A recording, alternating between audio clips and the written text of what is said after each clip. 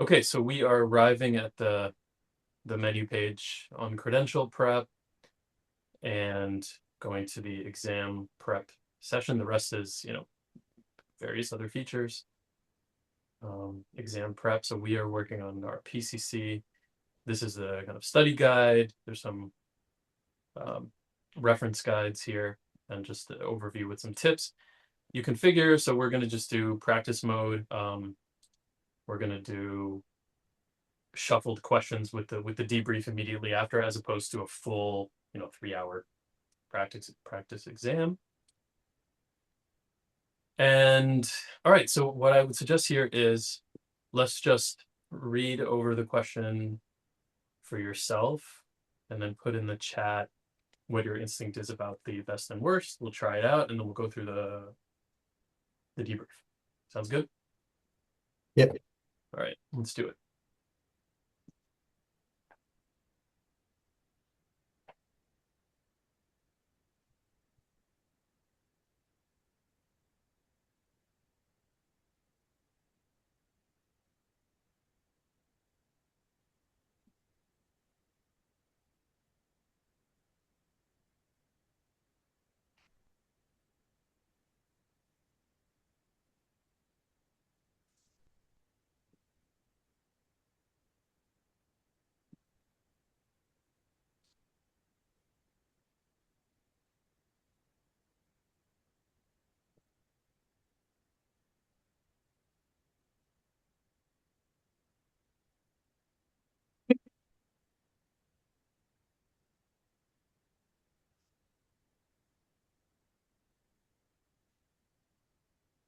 Okay, where are we leaning for best?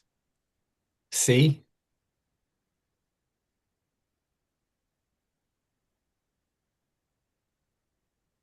Pearl, what do you think? Should we put it in our chat, or we can just say it out loud? Oh, yeah, either way. Okay.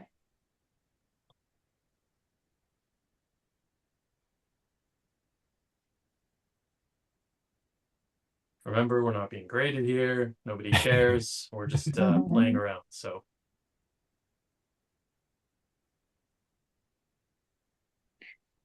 May I say? If everyone is ready. Oh, I can text it. Say again? I will text it in the chat Okay. for no one to be confused with my answers.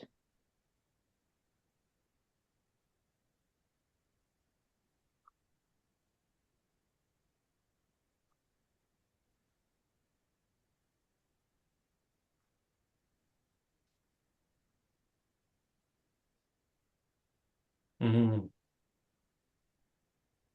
Pearl?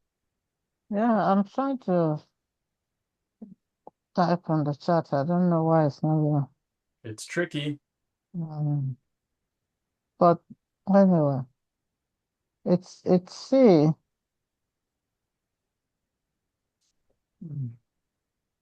Okay, you think C? I'm sorry, so apologize. I must say that I was not to work right.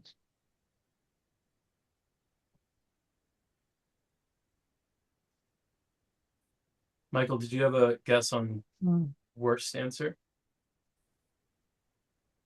I said A. A. All right, so let's go with that. See how this turns out. Okay. So the logic here is, and I just want to say, what's important is, look, we may disagree with the way it's, the choices and so on, and that's fine. I think what's important here is to learn the logic of the exam and to understand the type of thinking that's needed to get the answers. This isn't the real exam. We don't know what's going to be on the real exam, but we can understand the competencies and we can understand how to answer as an ICF coach. That's what's primary in my view. So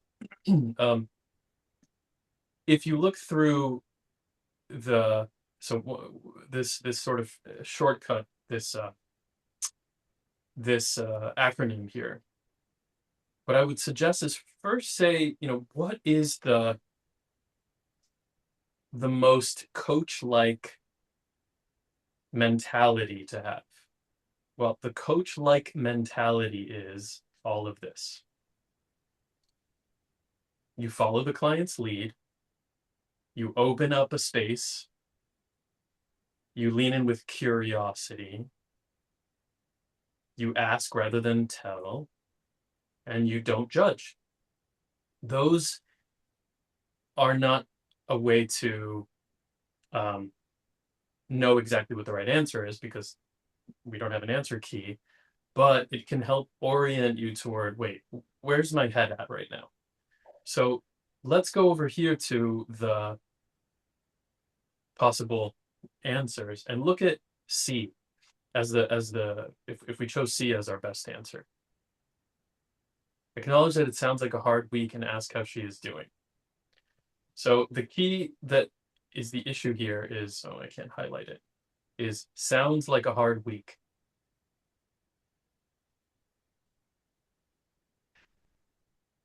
Where did you get the idea Oh, sorry. You're right. that it sounds like a hard week? So if No, you it are, shouldn't be. so you're a little bit of inserting yourself there, Yeah. right? It sounds It's like a hard it's week. At no point in this yes. description did we get a Oh, sense of it sounds like a hard week. This is your it's an opinion that you are assumption. inserting. It's an assumption. It's an assumption, Yeah. It is. right? If in this paragraph it said, the twitching and the Mm, sweating and I don't know, the tone of voice, there was nothing to indicate. Exactly. In fact, it's described the sequence in clear and analytical detail. There's not a lot of emotion present. Hmm. So if you're saying, I'm observing that you're having a hard week, well, now you're just, inventing things essentially. You're not really following the lead. You're not really reflecting back what's happening. You're not doing 6.4, which is notices, acknowledges, and explores the client's emotions, energy shifts, nonverbal cues. 6.4 would have us do that if it was Hmm. present. So what is present? What is 6.4 here? 6.4 is name the flatness. The description is flatness. Hmm. You see, you see what you say. You say what you see. That's 6.4. You integrate the tone of voice and body language and the meaning of what's being communicated. Well, they didn't say hard week. They didn't imply hard week. They implied analytical flatness. Hmm. So you can say, hey, what's going on with the analytical flatness? That's fully present with the client. I think B is really tricky. That's really close because you're kind of doing that too. So it's kind of between D and B. Reflect back that you're hearing a lot of detail and ask what she's leaving out. The key here being, what is she leaving out? It's just a hair more presumptive Hmm. than D. D is, here's what I'm seeing, what's going on. B is, here's what, it's just one step further. And again, this is best and worst, so it's not ideal situation. Okay, so and in the opposite direction, to understand what the worst answer is, what is going to edge you in the direction of less client-centered and more sort of coach as the expert in the room? Well, there's a little bit of, we're calling it hides the agenda. So in other Hmm. words, yeah, assumptions, is another way to phrase it. Ignoring the client, like if they did one thing and then you go in a different direction than what is happening in front of you, that's not very coach-like. Nudges to an answer is a little bit like, hey, I know what's going on. I'm going to tell you. I would actually call this a nudge indication for the worst answer. And ask a series of questions. I mean, it's pretty egregious to decide for the client what they need to talk about. So it's a bit of explaining and lecturing, sort of, and a little bit of grading or judging as well. Sure. So overall, it's, with all of these, my sense is like, what's the coaching presence? What is the state of mind that a coach has to be in? And if you can really ground into that, then I think the questions, the answers start to kind of pop out at you a little bit more.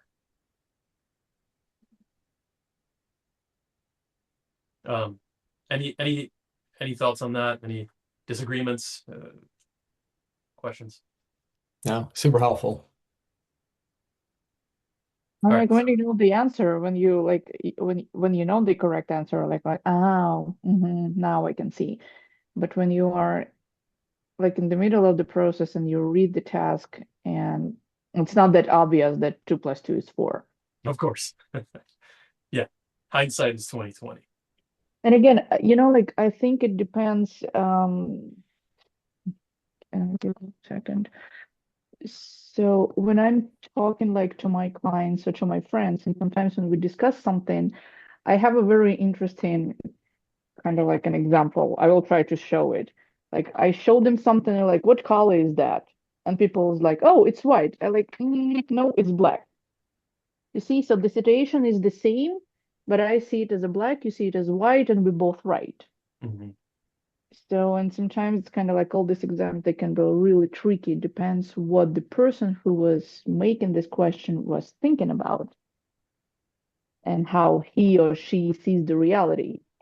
Yeah. It's true. It is a little bit subjective. It Mm-hmm. is a little bit Mm-hmm. subjective, and the answers can be subtle, and depending on your perspective as a coach, you may disagree. Yeah, I mean, like, don't get me wrong, guys, but it's not like physics or chemistry. So Right. H2O is water. That's it. So it's science. It's So here language, it's, it's yeah, yeah. interpretation. So Yeah. yeah, here it can be a little bit different, but that is what it is. Okay. So what I would say is that the ICF is very specific in the language they use in their competencies. And the words they use are intended to convey a specific meaning. So the better that you can understand what they're trying to say in the competencies, the easier it will be to notice when they're giving you a little wink, about something, that they're implying and they're testing you on a certain knowledge, right? So, for example, shares observations without attachment. They've said it in there very, very specifically, without attachment. So if you understand that the ICF prioritizes that behavior and grades you on that behavior, then they might be asking a question that subtly evokes or wants you to be able to recognize whether a coach is asking without attachment, right? Or notices, etc., nonverbal behaviors, emotions. So which ones of these do that? And what I've seen is I think that the more you play with that and the more you observe the specific wording of the ICF competencies, the more you see, oh, okay, I see what game is being played here. This, B is reflect back that you're hearing a lot of detail and ask what she's leaving out. What do you think what's the reason why they would phrase it that way? On the exam. So what are they trying to trick me with? It's fair. I mean, reflecting back, and it's true. There's all kinds of detail, and maybe they are leaving something out. But which one of those is slightly closer to the language of the competency, and which one is slightly further away? And then you also need to understand at what stage in the conversation uh, where, and to make sure, okay, you're still, you still have or, um, the coaches, you're not the client still has the autonomy, you know, you're not advising, you're not suggesting, you're not jumping. For example, maybe you are around competency 3 and you're not jumping to competency 7 or 8. So that will help you know which one is the worst answer. Because sometimes when you look at all the answers, they all are clear-cutting questions, so they use the right language. So you now have to look at the sequence. Mhm. So which what is it that the coach should have done first? Like in this one, they need to explore first to, Yeah, sometimes it's you sequential, know, sometimes it's yeah, about the yeah, context sometimes. of so Yeah. there's a technique which, let's move on to the next question. There's Mm, a technique that some people use in taking this test, which can work unless it's what you're describing, Pearl, and that would be to read the answers first.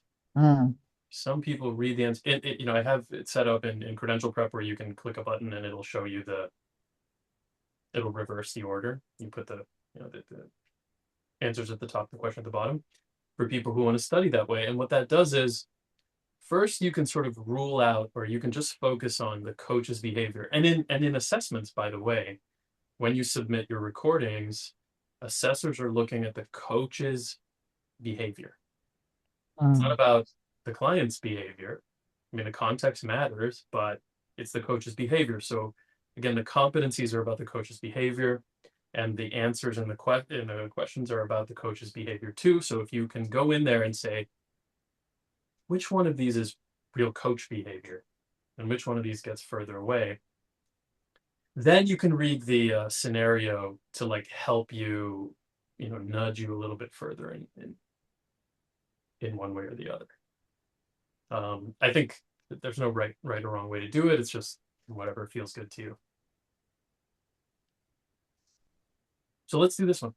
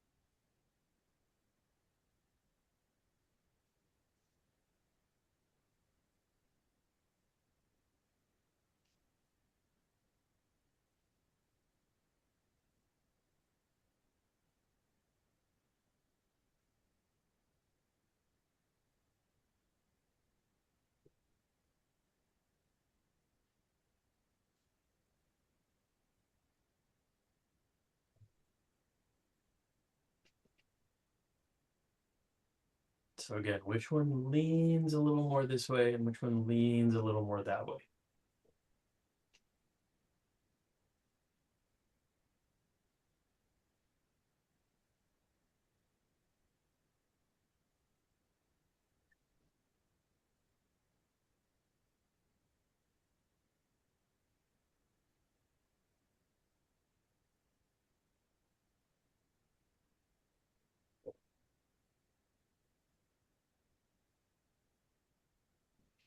And rate, but I don't know, right?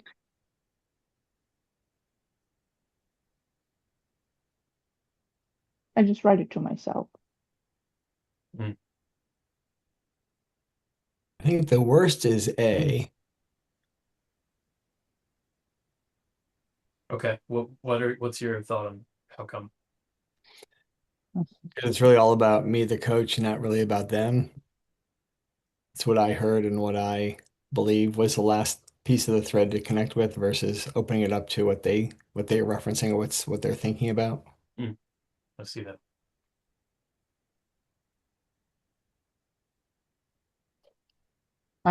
In my own, there should be B, and then the word should be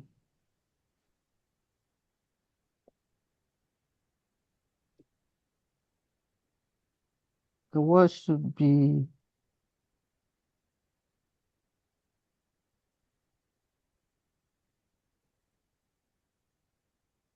it's dancing between D and A.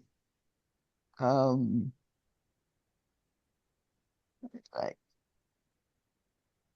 for the worst. Michael, Nina, Yeah, but the B is the best. you like B? Okay. Hmm. Uh, Brahim is No, chiming B in, is by the the way. best. B is the best. That's what I said. You think Oh, okay. we have a lot of opinions here, different opinions. Okay. Oh, okay. Sorry, I thought you wrote like what I said. No, I got it. Okay. We've got some Mm, differing opinions here. All right, so I'll pick a couple and we'll go through it. mm. Let's see. So let's go here. Awesome. Uh-oh. All right, let's think through this logic. I mean, like Mm. you didn't ask my opinion, but I was right in this case. Whoa, whoa, whoa. Mm. Yeah, Oh, you just asked me what I just I opened find my the mouth to say what I continuity wanted and to then say, I and got then a. Is that Nina? Uh, yeah, sorry. Yeah, mm, it's me. So to be honest, I was sure for 100% here that B is incorrect, is the worst because there is a phrase you can pick up. Mm, So nice. and it means that this was my logic, and for me it means that it's about me, but it's not about me, it's about the client. And mm, to be honest, I was hesitating for the best option between A and D, because maybe it's my, teaching past, like that you always when your students come back to the next class, you have kind of like to give them the summary, what happened last time. Mm, mm. But then I just read the D and just give all their responsibility on the client. So this is his session, and he's supposed to choose what he wants to do and what he wants to go away with. So that was my logic. And I'm really proud of myself that I was well done. completely You correct in did here. well, but then it's also subjective um, because if a client said, "Oh, this is where what I did the last time," without naming it, you want to know what exactly the may be going on at that point in time, just to make sure you are in the flow. And thereafter, you can now ask, where are we going to today, or what do you want to accomplish or walk away with today? If a client starts that way, reason being that you can't ask two questions at a time, but then it's okay. Mm. Well, look, it's so what Nina's saying makes a lot of sense to me. The idea that, you always have to put it in their court. Mm. A is not a good answer because, I mean, it's close to worst. I would Yes. argue worse than B. I think that you're absolutely right that so you can pick up the thread is the giveaway of B. Mm. That's the temptation. That's the temptation. That is really what gives away that that's the worst answer. I mean, I probably need to go in and make that a little more obvious because it's very subtle, but that's what it is. Yeah, it So is. the coach is going to pick up the thread on the communication pattern. No, that's not the coach's No, job. no, no, that's not it. If the coach is picking up the pattern because they're taking it upon themselves, well, then you are no longer stepping into the role of coach as partnering 3.6, partnering with the client, Mm. partnering with the client.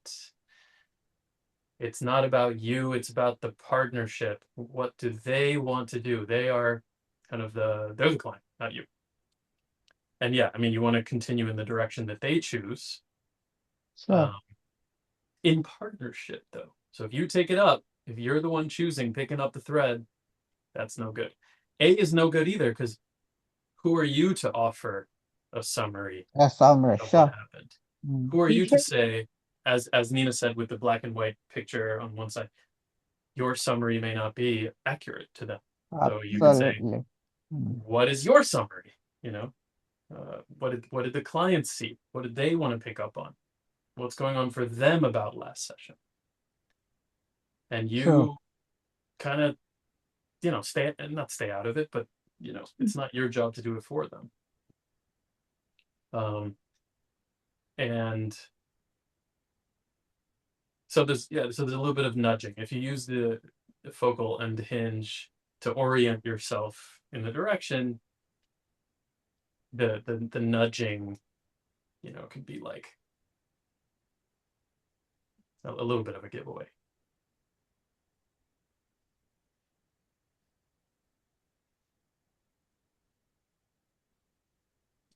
Okay, let's do another one.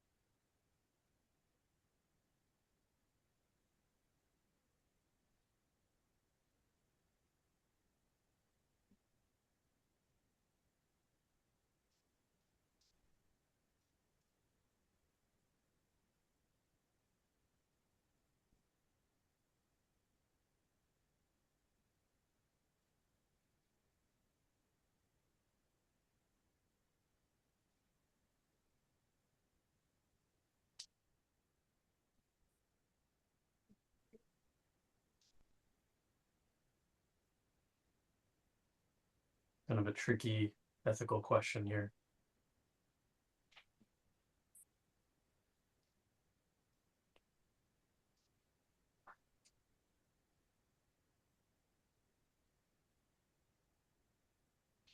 The focal and hinge acronym doesn't quite apply to the ethics questions because they're just a different framework.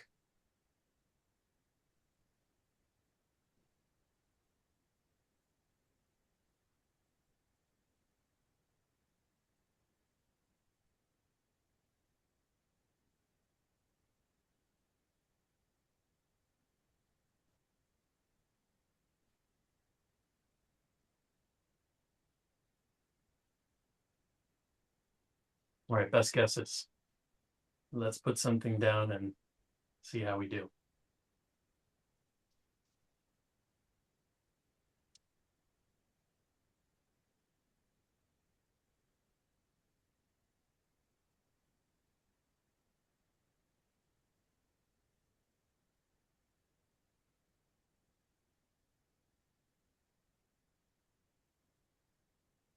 Thank you, Brahim.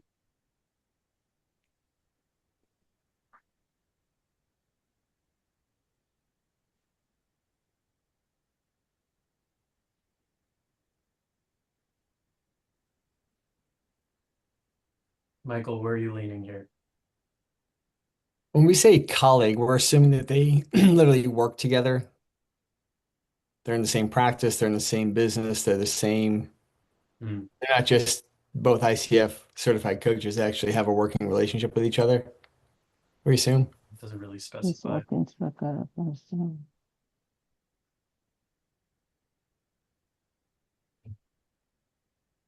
Here, the client really wants to work with the guy. So, and there's no, it's not as if there is a conflict per se. So I would think he should agree and then the establish a proper agreement or clear professional boundaries. Um, or Oh, no, openness session explaining the dual relationship dynamics so that they can make informed decision. A, I think I would pick A. Um, I don't see conflict of interest. I'll say decline due to no. Um, Okay, so what is the the words should be go go ahead. ahead. After you. Okay. So it said decline and offer to refer to another colleague who does not know the husband.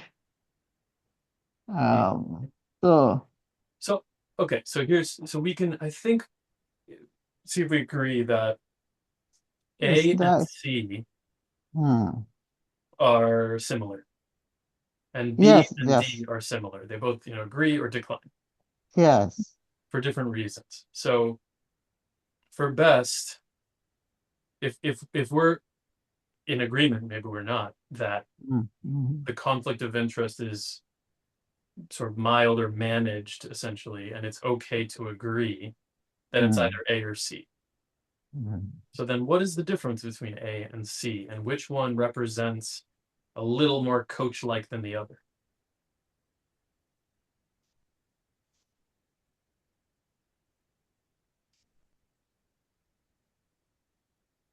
Hello. Hi, Amanda. We have another participant.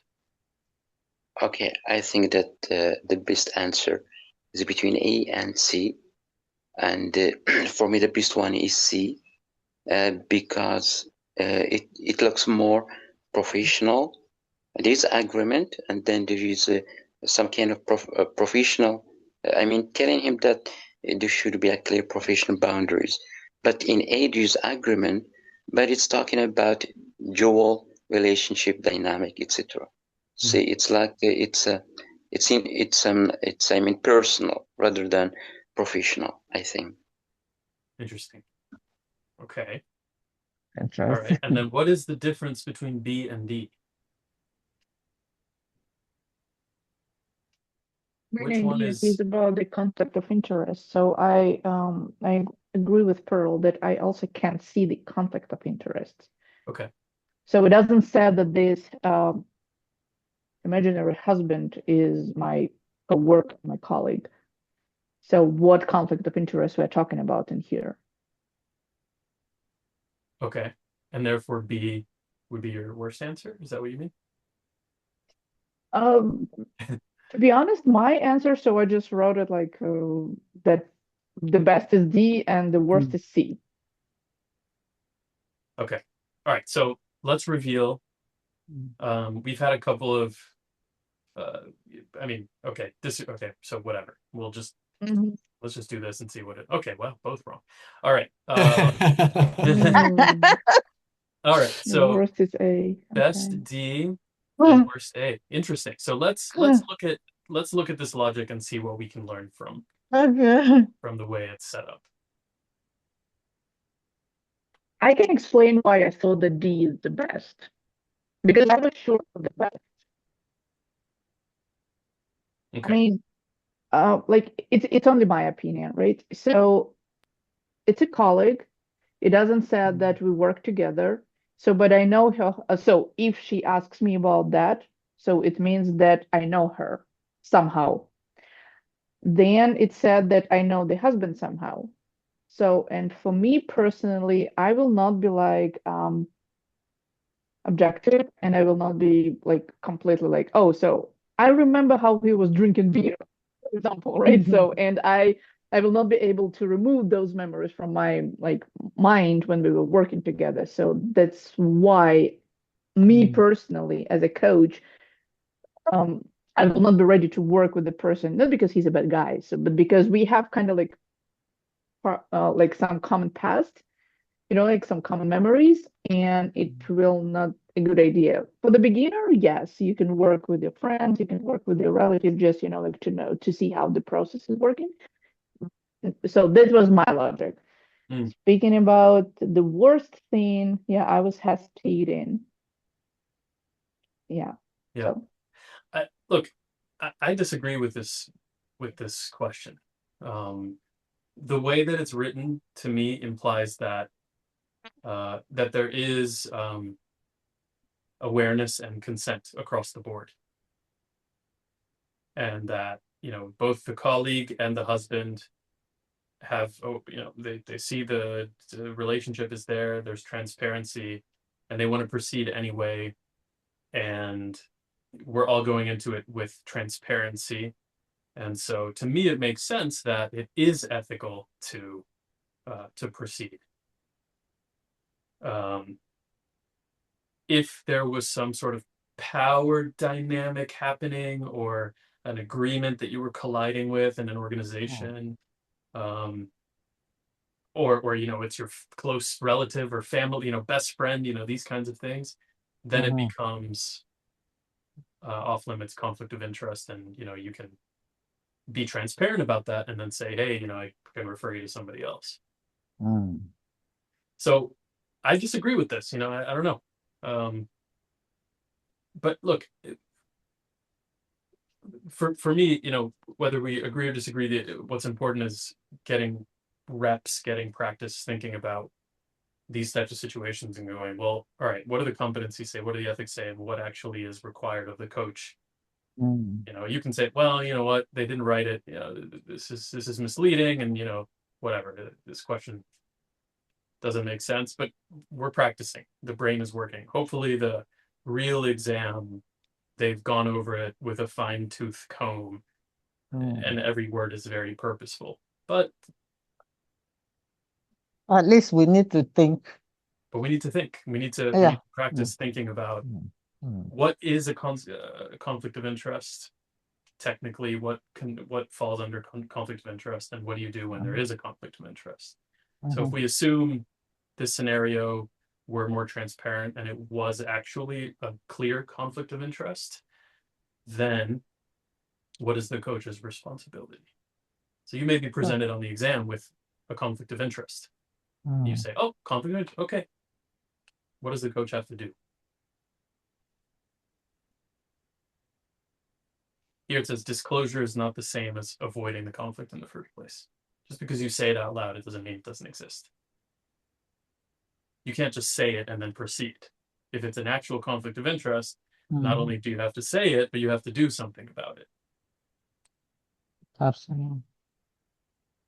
Okay, so not a perfect question, but food for thought.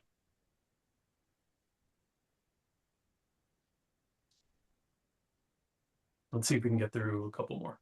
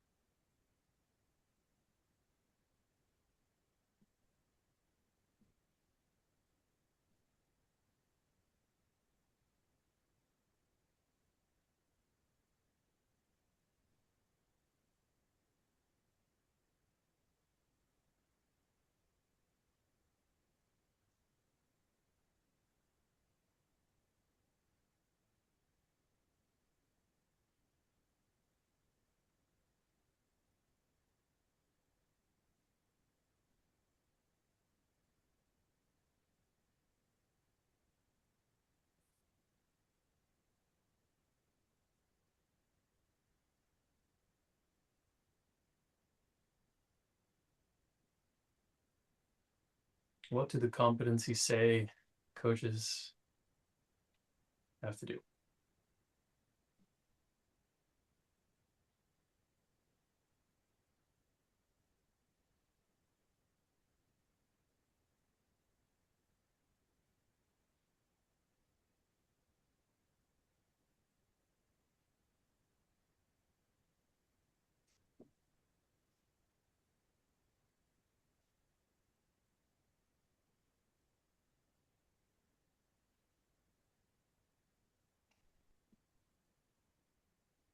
What happens if things are going well, but we haven't done any sort of supervision reflection in a long time? Is that okay? Are we allowed to do that And as you know that coaches? they're going well. Say again? How can you know that they're going well?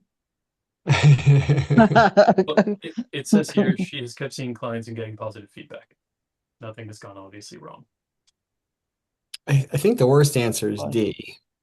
And I think the best is either A or C. Let's go through Leaning this one. towards A. Let's go through this one quickly just so we can. Okay.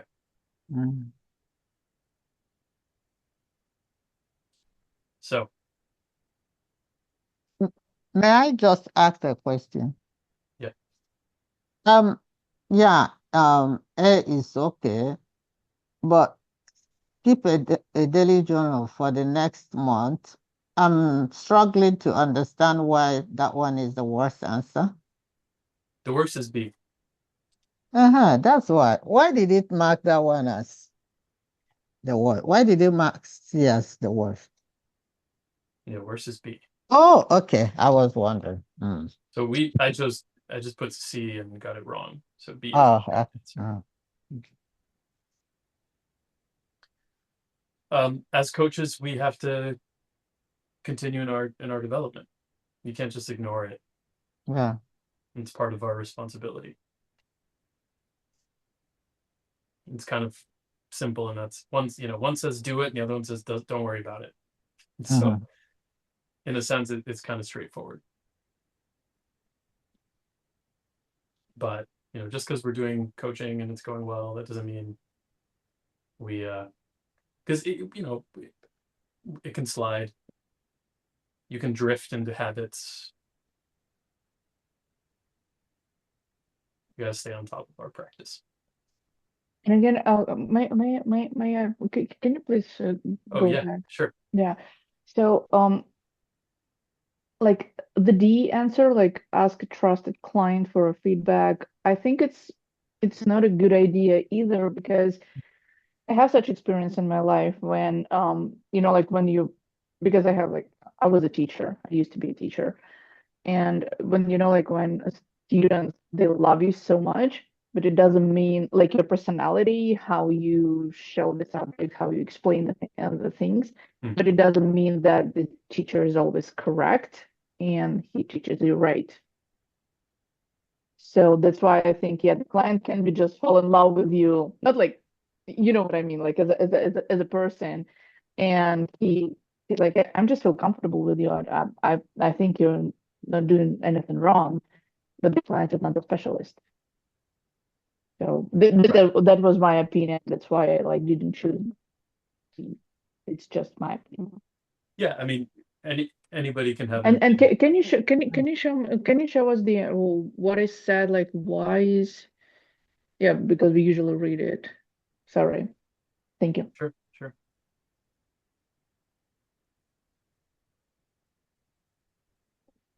It says here, outcomes are not sufficient evidence that the coach's blind spots are affecting the work. So it's going well. What does that mean? When we're talking about the ICF, it's going well means going well as ICF coaching, not going well in a million other possible interpretations of what going well means. And just because your clients are happy, I mean, they could be happy for a lot of reasons, and that's wonderful. But that doesn't mean that for the exam and the ICF guidelines that you're doing ICF coaching, and that means we're staying on top of it. And I agree with that. It's just like you want to coach a recording, you coach another coach. You won't get the best because that particular coach will be acting. You get the real coach if you use a raw client. If you use a client, that's when you know whether this recording is good or not. I don't know whether you have experienced that trying to get another coach for your recording. It's as if the person they'll be acting because they know all the competencies, so it's not fluid. That's true. Yeah, it's not real practice to do it with a coach because they know all the they know what to say, you know, they know that. Yes. Okay. Is everyone, do you feel good about that? Does that, any other points to make? Okay. Let's do one more. Last one.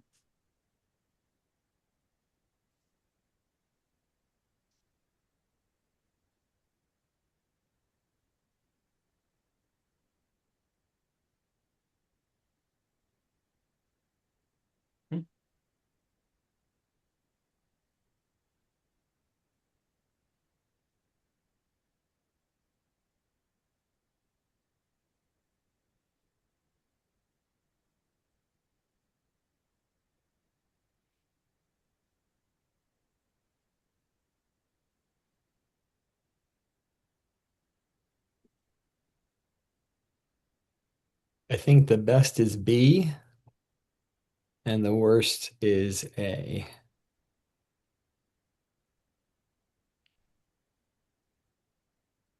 Amanda, I see Oh you. no, I'm sorry. The worst would be C. I'm sorry.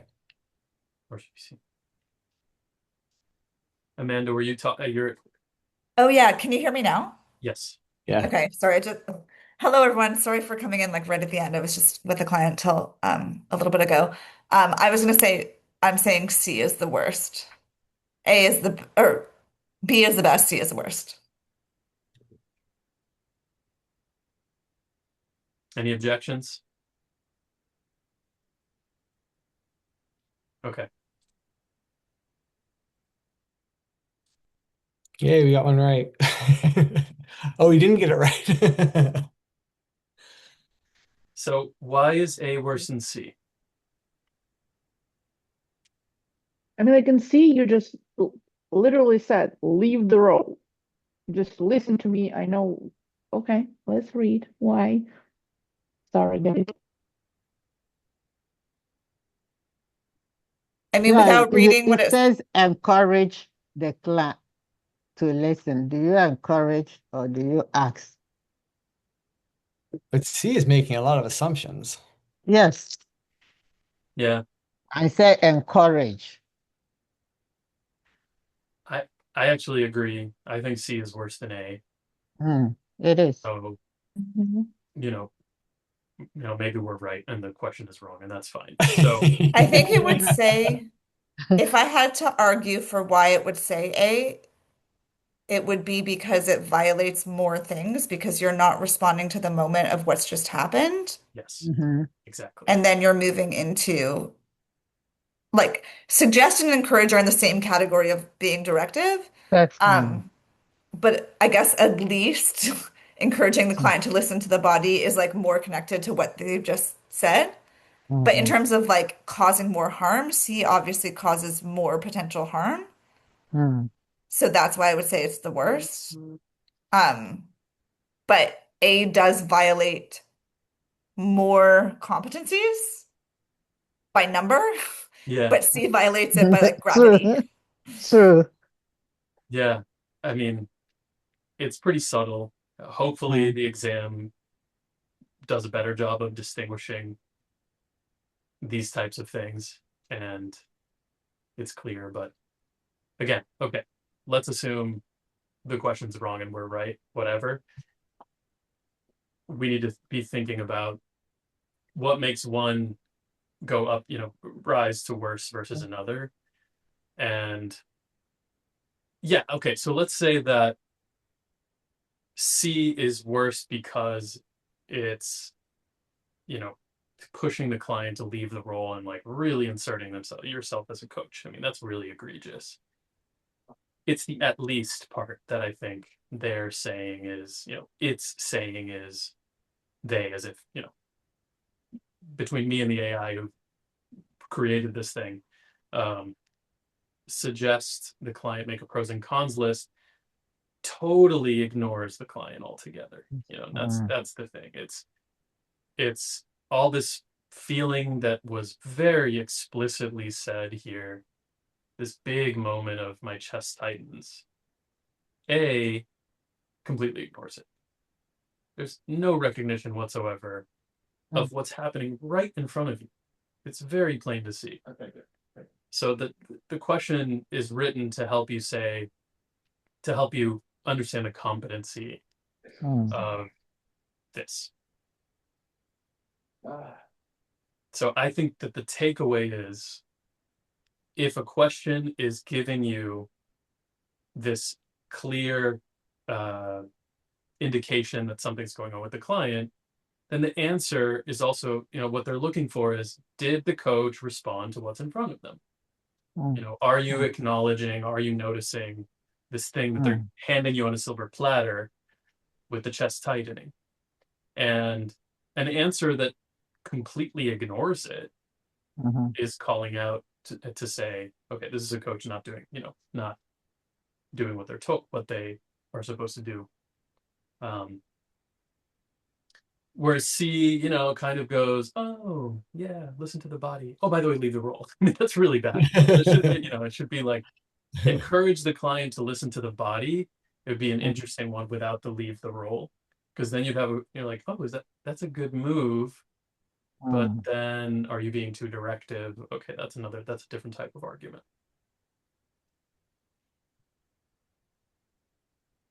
Anyway, that's my take on it. Any other? Yeah, I think that makes sense, especially when you think about the A being completely dismissive of the conversation. So that does make sense. Yeah, completely dismissive. So, I think I reacted to the directive part of leave the role without understanding what the tightening of the chest was. Because it's bad, because it's real bad, Yeah. So, I mean,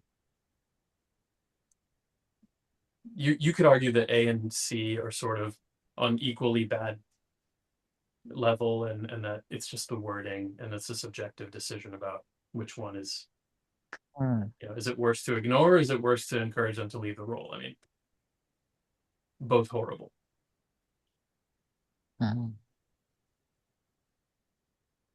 So, okay, so we're pretty much out of time for today. So, yeah, I think if we go into another one, we're just gonna go over. But so I want to check with everybody. How often do you do this, Danny? I just started last week. I'm gonna try to keep doing it in the future. You just posted on Facebook? Yeah, yeah. So if you're into it, I can keep it up and try and do it about once a week, and just go through more and just have these conversations. Yeah, I think it's helpful to. When will the next one be? Good question.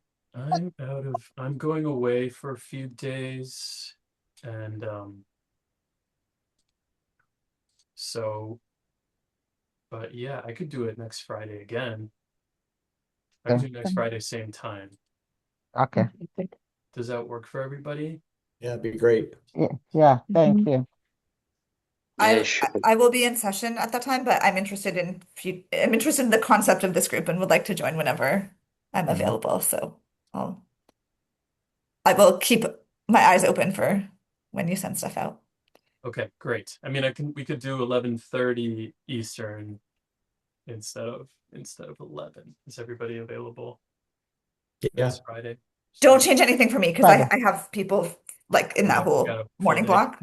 Yeah, so if people are good, keep your thing. I just wanted to say I'm not schedule available, but I'm like Okay. into it. Yeah, so this is something I've just started. What I can try to do is I'll continue posting on the two Facebook groups. There's the Journeys one and the group one. And I'll keep posting there. And I'm going to try to have like an email thing going as well. So if you've registered for a free account on Credential Prep, and then you'll be on my email list, and I'm going to try to just have that as a recurring. What did you just say? I didn't get the name. If you registered where? The website's credentialprep.com. Okay. And that's where all this lives. And so if you register for a free account, I get your email on a list.